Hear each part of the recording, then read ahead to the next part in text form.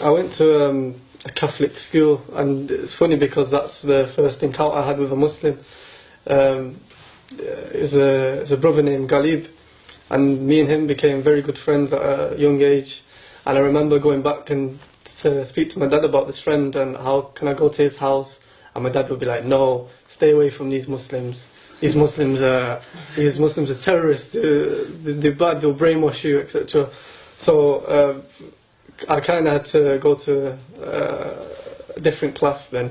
So I kind of stayed away from Muslims because as a young child, you kind of trust your dad because it's your parents. You're growing up with them, so I kind of trusted him.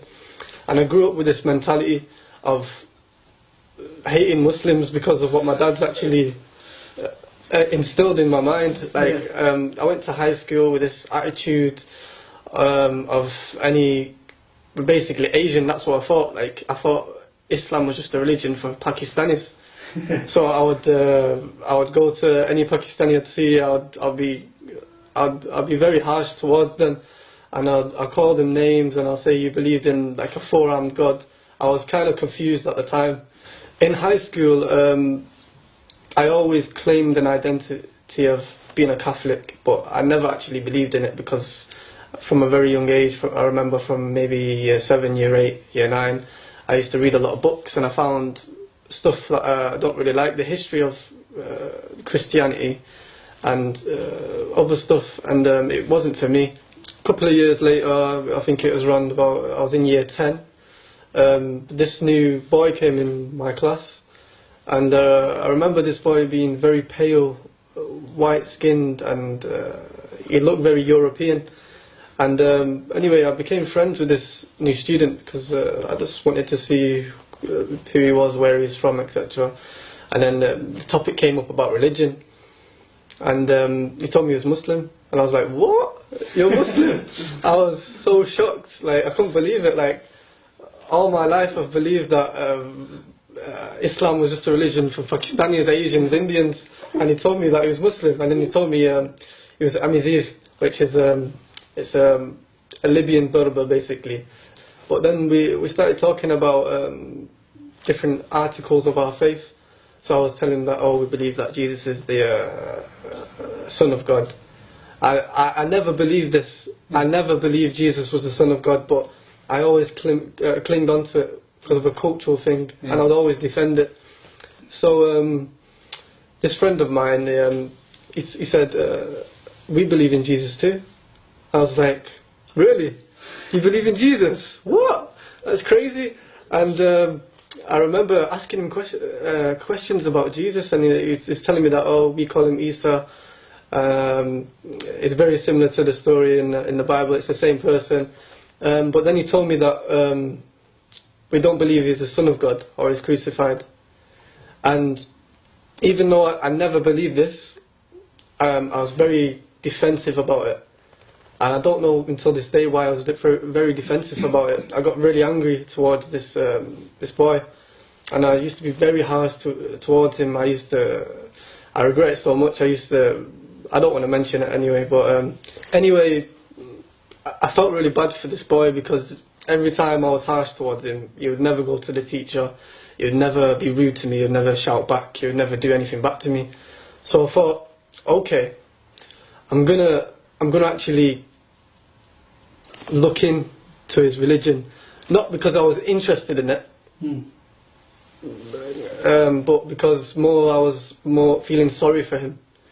So I asked for a couple of books on like the Day of Judgment, books on the life of the Prophet, sallallahu alaihi wasallam, may peace and blessings be upon him. And the thing is, I used to go to my mum's on the weekend at this time, and this is the time when I actually started reading this. I would leave it to the weekend because I was busy with other stuff and I was messing around, you know, kids when they're young. I would go to my mum's and then I'd read it, and then she would actually ask me questions about this, and she'd say, what's that you're reading? And I'll say, oh, this is some Muslim thing, or they believe that Jesus is not the Son of God, it's some silly stuff, I'm just looking at it. And my mum actually took a liking to it. She was actually very open-minded, and she was like, could you tell me a bit more about this religion? and then she would start asking me questions. So the questions I didn't know, I had to go back to my friend in high school and ask him. So then it would kind of increase my knowledge on the facts. But every time I was reading and answering questions and gaining more knowledge, I still had a closed heart towards it. I was never accepting of it. Where to go now? So was your mum interested in it? Yeah. Let me see where I can go from here.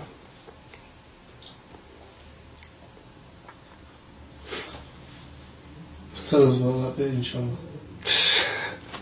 I hate telling this bit because it makes me get a bit emotional. How can I put this? Can I have a drink or something first? My throat's going dry. One night, I was up till I was up late. I can't remember why I was up, but I remember feeling something strange.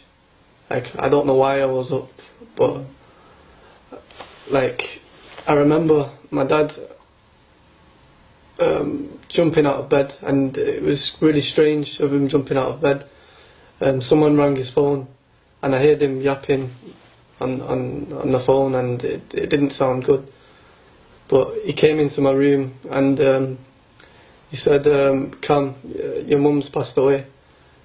And at that moment, till this day, like I can't actually accept it. Like, for a while, I couldn't process like what actually happened, and it just. Wow.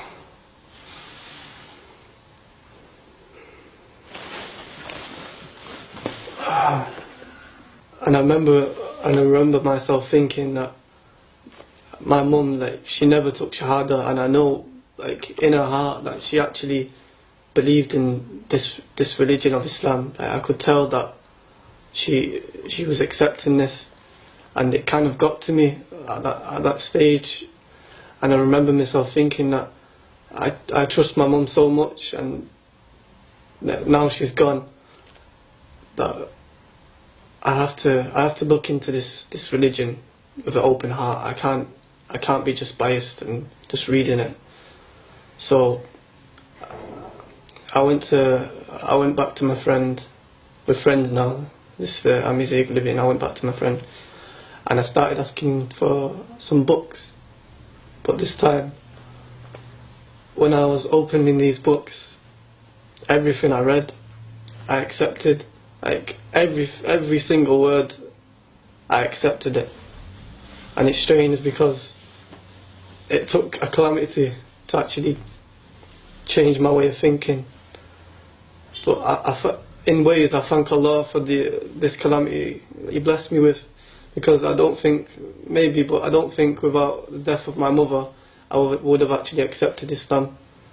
After that, I went a bit off the rails. Because I went to college, and I split up from my friends. Like, the college I was at, there was not really any Muslims. It's mostly English, African based. All the Africans would be Christian, and I got into the wrong crowd basically, and I was doing all kinds of terrible things.